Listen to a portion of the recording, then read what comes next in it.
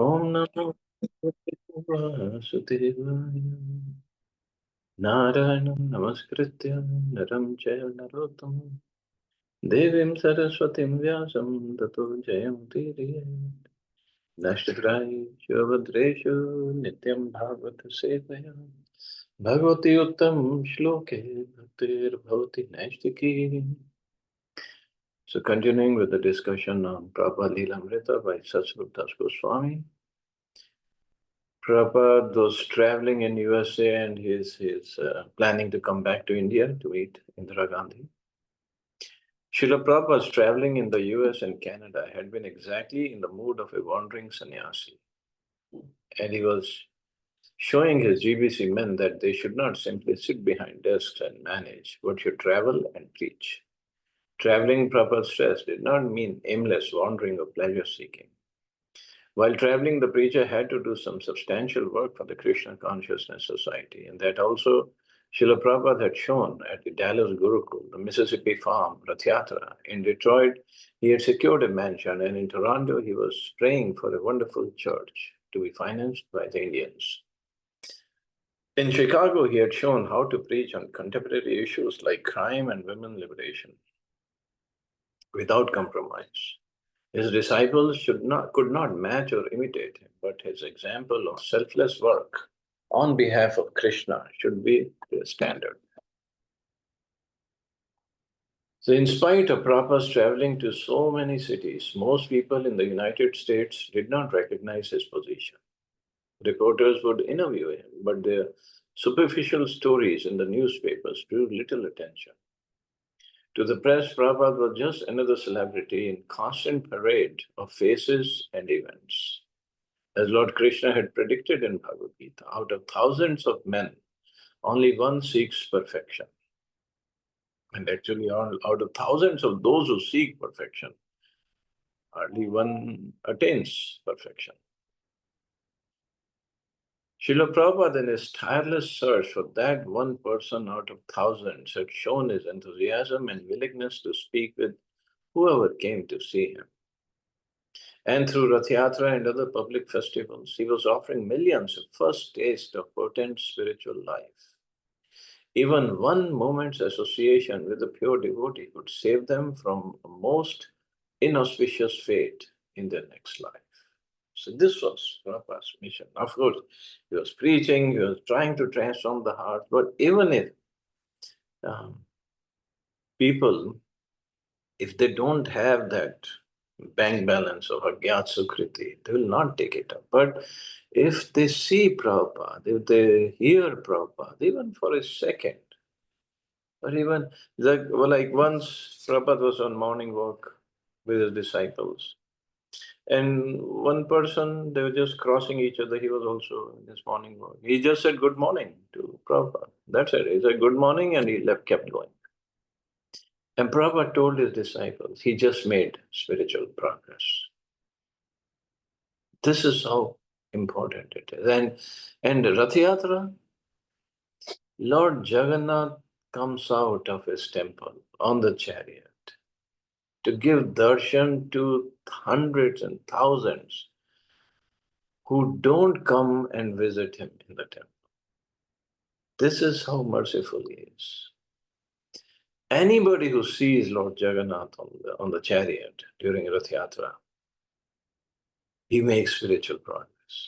Of course, it is also said any devotee who sees Jagannath on chariot, in Rath Yatra, he doesn't take birth again. It's in one of the Puranas. But of course, do we see Lord Jagannath or do we see a murti of wood? That's up to our consciousness. But even if we see him as a murti, he'll still make progress. And then somebody who hears a holy name being chanted, pulls a chariot, takes prasadam, makes tremendous progress. And Lord Jagannath, so merciful. I mean, through Prabhupada, he came on his chariot Rath Yatra festivals all over the world. In every major city now the Rath Yatra festivals go on. And so much mercifully, he's giving us a chance to serve him. I mean, people are decorating the chariots, cooking for him, cleaning. So many services go on. Collection of funds, and then while Rath Yatra, chanting is going on, pulling the chariot, distribution of prasadam. After Rath Yatra, wherever it ends, again prasadam distribution goes on, preaching goes on. 1 day festival, it just helps so many people transform their lives. And not just people, anybody, even animals or microorganisms. We don't even know whoever takes darshan of Jagannath.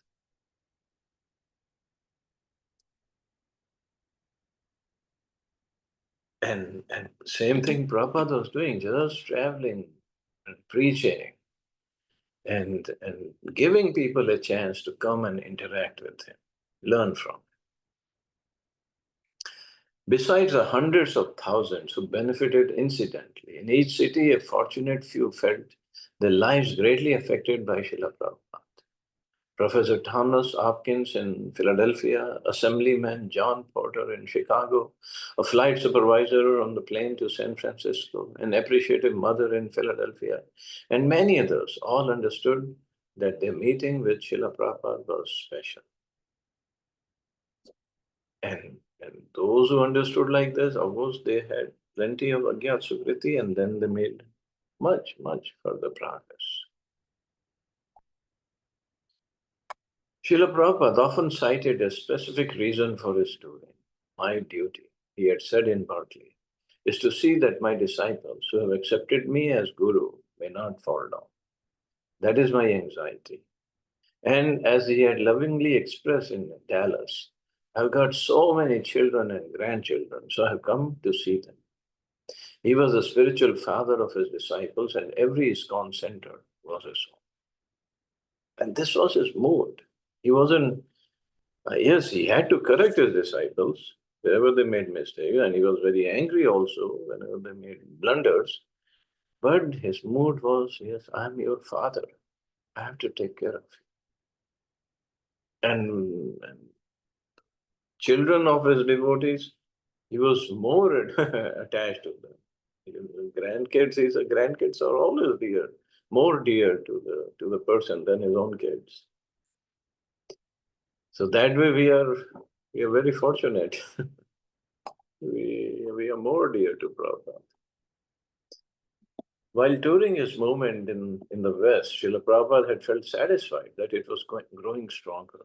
Opposition was also growing, but he took that as another sign of ISKCON's authenticity. His original plan was still intact. On this tour, he had been pursuing it. America had a chance of becoming Krishna conscious. At least he and his disciples should try for that. If they succeeded, then the whole world would be uplifted by that transcendental influence. Because whole world, because the world, America is the leader. Well, now it is going down, that's different, but still the leader, many ways. And the whole world looks up to America. Whatever America is doing, the whole world tries to imitate or follow it. So America had a chance of becoming Krishna conscious, and disciples are working hard. Prabhupada liked preaching in America. Mostly my students are Americans, he had said, and they helped me very kindly push on this movement. But one man in the San Diego crowd had shouted back that he wanted more sex than was allowed in Krishna consciousness. So Prabhupada's estimation was that Americans had good hearts, but that for want of Krishna consciousness, they were becoming completely confused, frustrated, and degraded. So yes, America is a very open society, always ready to accept new things, new ideas. But some places, yes, they are, as Prabhupada said, they're confused, frustrated, degraded. So they just need proper direction. Srila Prabhupada had come first to America in 1965 to plant the seed of Krishna consciousness. That he had done. Now, with dozens of centers across the country and many others around the world, he was realizing that his ambitions were not going unfulfilled. He also accepted that to make Krishna consciousness the dominant force in America and the world was something he might not see in his lifetime.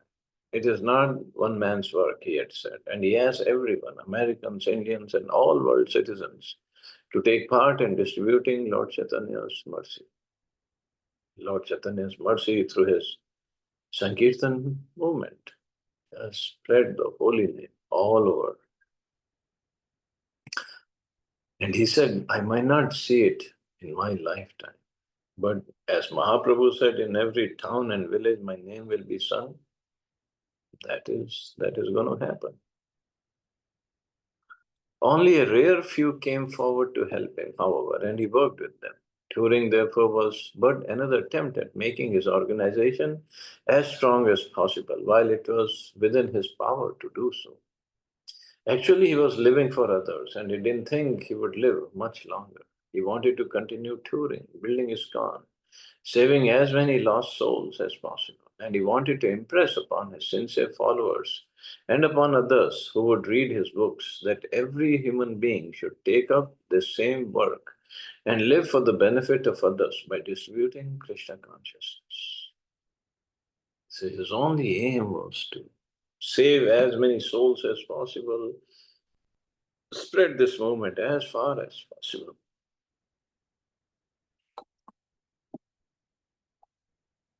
And this he was expecting from his followers also. Live for the benefit of others by distributing Krishna consciousness. I mean, we've been living for us, for our sense gratification for millions of lifetimes, but it hasn't helped at all. But now, if we try to live for the benefit of others, how, how much happiness it gives is just undescribable. Chapter 48, At Home in India. There were, of course, other reasons for Prabhupada's returning to India besides meeting Indira Gandhi. His regular rhythm had become to alternate touring the West with staying in India. He was leading his movement by traveling from center to center, but for at least 5 years now, he had devoted more of his time to India because he had to establish the movement in India. This was the headquarters, a major place where the preaching and expansion would go on. His ambitious projects in Mayapur and Vrindavan, although increasing the prestige of the Krishna consciousness movement, were by no means completed, and Hare Krishna land in Bombay was still only a construction site. Unlike in America and Europe, Srila Prabhupada achieved his objectives by inspiring disciples to carry on the management. In India, he was the manager. He had to be, otherwise his Western disciples would be cheated and become dispirited. Pressing managerial decisions therefore brought him frequently to India. Moreover, he had a special inclination to be in India. He had a deep spiritual attraction to the holy dhams. Vrindavan was his home and Mayapur was his place of worship. So that he said once. And Bombay was his office. And he liked the unique opportunities for meeting and influencing people in places like Bombay. His upcoming meeting with India's chief executive was a kind of opportunity that came rarely in the West. So there was an opportunity for him to meet Indira Gandhi.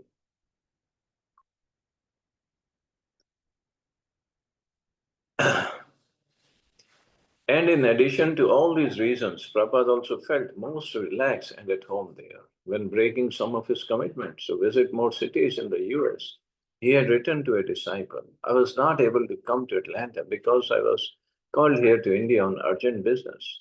Also, I was feeling inconvenienced by so much traveling. Prabhupada often referred to New York, London, and Los Angeles as his special homes and to America as his fatherland. And when a disciple had once remarked that Prabhupada would feel more at home in India, he had replied, My only home is the lotus feet of Krishna.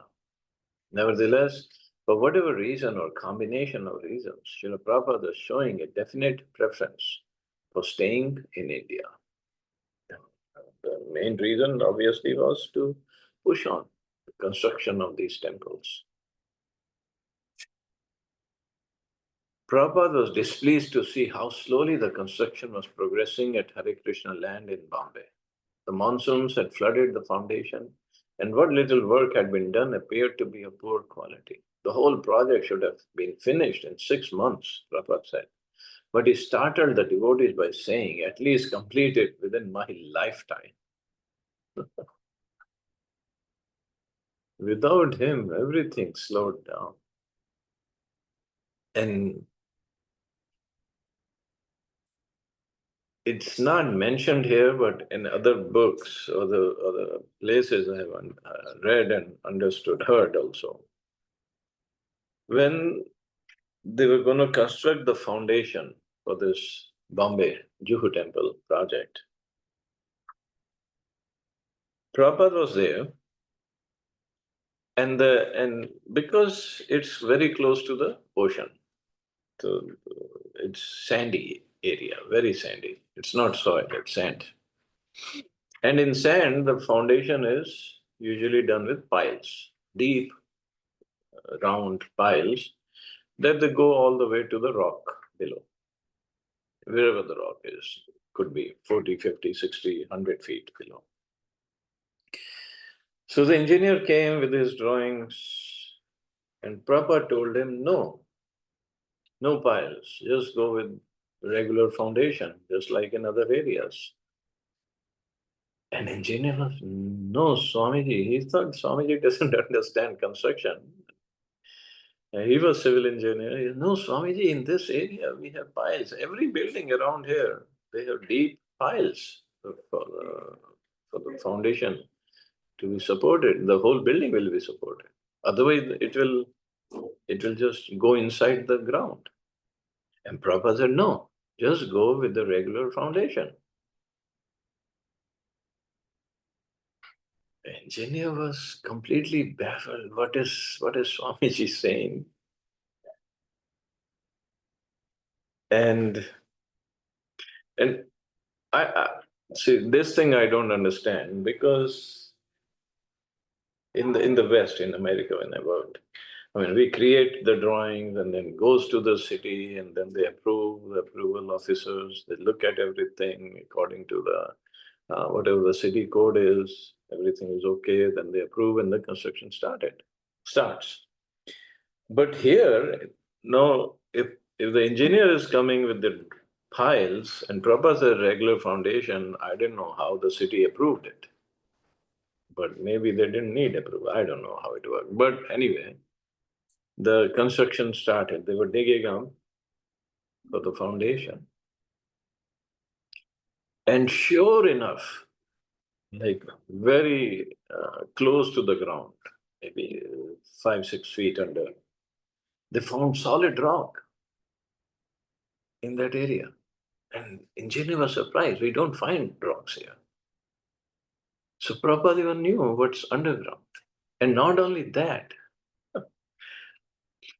Prabhupada told them, there is an old Ganesha temple here under the ground. You just start the foundation construction and start the building construction fast. Otherwise, ASI, Archaeological Society of India, they can come and shut down the project. Because if they find there was a temple, they have to dig it up, they have to restore it. So we cannot do construction. So there is Ganesh temple under that building where Radha Ras Vihariji is sitting. And and so the building is on top of Ganesh temple, old Ganesh temple.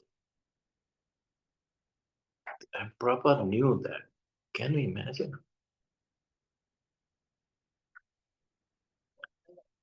Surabhi and Murthy showed him drawings for the temples, and an interested person in Nellore, near Hyderabad, was speaking of donating land, and the devotees had drawn up plans for a temple complex, complete with library and dormitories. Prabhupada approved the plans, The temple buildings, he said, should be traditional according to Shastric directions, but the other buildings could incorporate more modern designs. He also studied and approved plans for temples in Hyderabad and Fiji. See, temples are being built all over. Early the next morning, Srila Prabhupada called for Surabhi and Murthy and again went over the various plans with detailed interest. He had little time left before his meeting with the Prime Minister, however, and the next day he left for Delhi. New Delhi, August 22nd, 1975. At 9:15 in the morning, Srila Prabhupada and several of his leading disciples arrived at the Prime Minister's home, where they were confronted by a formidable security check. 2 days before, the Prime Minister of Bangladesh had been assassinated. Oh, okay. I think Mujibur Rahman, I guess. And Mrs. Gandhi was rumored to be next. Armed soldiers therefore surrounded her residence. The guards at the outer gate decided that foreigners could not go in. Srila Prabhupada alone could enter. While one guard opened the gate, another ushered Srila Prabhupada into a car which carried him to the Prime Minister's front door. Meanwhile, the devotees waited in anxiety by the outer gate. Always some disciples would accompany Prabhupada wherever he went. His disciples worried, almost like doting parents, that he might need their assistance. In tiny, cramped handwriting, Srila Prabhupada had noted down in a small address book a list of points he wanted to discuss with Mrs. Gandhi. So his points were: 1. Grant immigration for 500 foreigners, means his foreign students. Second, all MPs should be initiated Brahmins. All member of parliaments, Prabhupada wanted initiated Brahmins. Because Sanjay Gandhi was her son and she was very attached to her. So third point was Sanjay, the king. Fourth, close slaughterhouses. Yes, this is very sinful. 5, chanting should go on. 6, meat eaters at home, no public meat eating. Very revolutionary ideas Prabhupada had. 7, prostitution punishable. 8, no religious group except Bhagavad Gita as it is. These are revolutionary. 9, all government officers must join Kirtan at least twice a day. All government officers all over India. Can you imagine? Join Kirtan twice a day.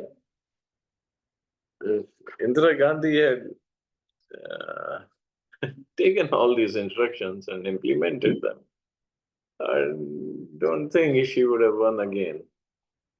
The politicians, they try to please everybody. The idea is not to establish dharma. And 10 is support Krishna consciousness all over the world.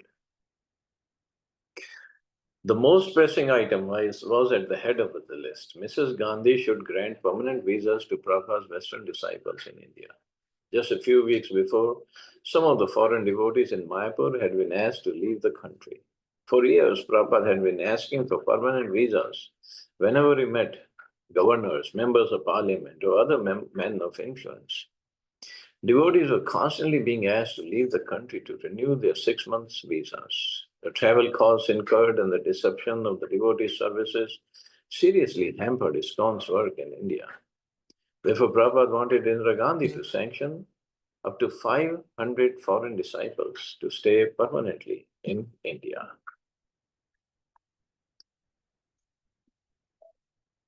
Okay, I guess we can stop here.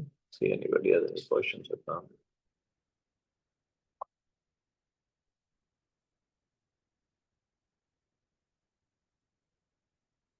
So tomorrow, as we know, is Gopashtami, and I don't know. I want to do parikrama tomorrow. If Ashok Prabhuji can take the class or give the class, great. Otherwise, there won't be any class tomorrow. Okay, you all have safe and wonderful day. Hare Krishna. Jai Srila Prabhupada. Hare Krishna. Thank you, Prabhuji.